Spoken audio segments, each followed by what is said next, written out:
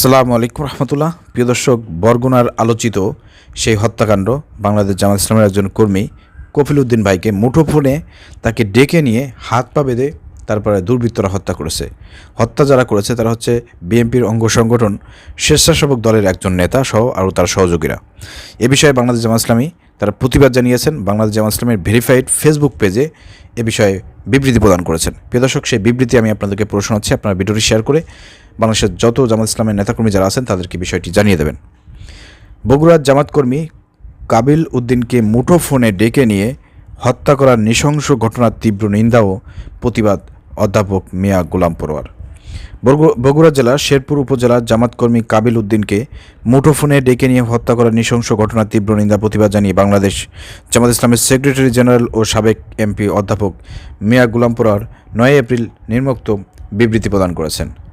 বিবৃতিতে তিনি বলেন, বগুড়া জেলার শেরপুর উপজেলার কুসুম্বি ইউনিয়নের গুসাইবাড়ি গ্রামের জামাত কর্মী কাবিল উদ্দিনকে দুর্বৃত্তরা মুঠোফোনে ডেকে নিয়ে পিটিয়ে ও শ্বাসরোধ করে হত্যা করার নৃশংস ঘটনার আমি তীব্র নিন্দা এবং প্রতিবাদ জানাচ্ছি। নিহত জামাত কর্মী কাবিল উদ্দিনের পরিবারের লোকেরা জানিয়েছেন যে তাদের এলাকার দুর্বৃত্তদের অন্যায় ও অসৎ কাজে বাধা দেওয়ার কারণেই দুর্বৃত্তরা পরিকল্পিতভাবে তাকে নৃশংসভাবে হত্যা করেছে। জামাত কর্মী কাবিল উদ্দিনের হত্যার ঘটনা সুষ্ঠু ও নিরপেক্ষভাবে তদন্ত করে দোষী ব্যক্তিদের আইনের আওতায় এনে দৃষ্টান্তমূলক শাস্তি প্রদান করার জন্য আমি সরকারের সংশ্লিষ্ট কর্তৃপক্ষের প্রতি নিকট জোর দাবি জানাচ্ছি। নিহত কাবিল উদ্দিনকে শহীদ হিসেবে কবুল করার জন্য আমি আল্লাহ রাব্বুল আলামিনের কাছে দোয়া করছি এবং তার শোক সন্তপ্ত পরিবার পরিজনদের প্রতি গভীর সমবেদনা জানিয়ে দোয়া করছি। আল্লাহ তাদের এই শোক সহ্য করার তৌফিক দান করুন, আমিন। প্রিয় দর্শক, আপনারা জানেন যে 5 আগস্টের পর বাংলাদেশ জামাত ইসলামের সামাজিক কাজ কিন্তু বৃদ্ধি পেয়েছে। এই যে তামরুনা বিল মারুফ অতান হাওনানিল মুনকার, এই যে সৎ কাজে আদেশ করা আর অসৎ কাজে বাধা প্রদান করা, এটা হচ্ছে মুমিনের 1 নম্বর পরিচয়, তাই না? তো এই কাজটা করতে গিয়েই কিন্তু আমাদের এই কাবিল উদ্দিন ভাই হত্যার শিকার হয়েছে। বাংলাদেশে এখনও বহু জায়গা মাদক কার্যক্রম কিন্তু আওয়ামী লীগের দোসররা পরিচালনা করে যাচ্ছে।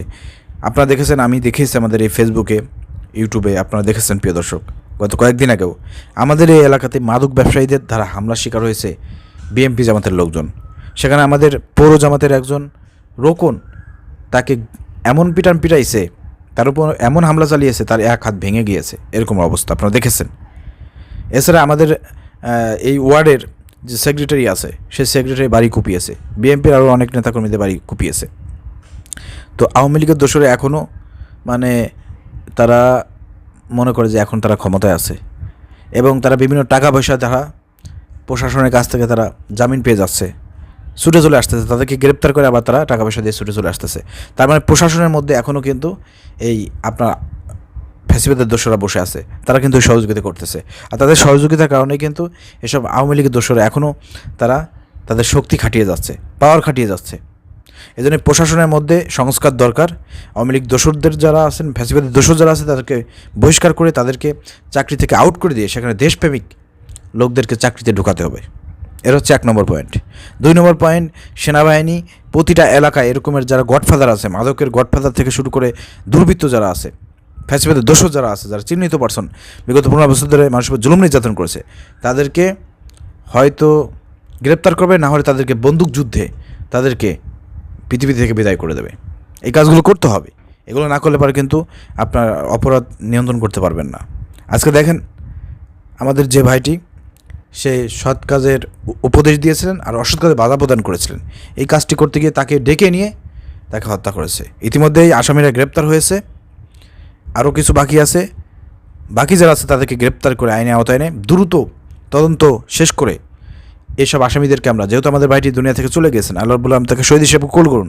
অতএব এইসব আসামিদেরকে, অপরাধীদের এই দুনিয়ায় শ্বাস প্রশ্বাস নেওয়ার কোনো অধিকার নাই, দ্রুত তাদেরকে ফাঁসি কাস্টে ঝুলিয়ে শাস্তি প্রদান করতে হবে, এই দাবি আমরা জানাচ্ছি। প্রতিবাদমূলক এই ভিডিওটি বাংলাদেশ জামাত ইসলামের নেতাকর্মী সমর্থক যারা আছেন বাংলাদেশ থেকে, আপনারা দেখতেছেন আমার ভিডিওটি, শেয়ার করে সবাইকে দেখার সুযোগ করে দেন। আসসালামু আলাইকুম রহমতুল্লাহ।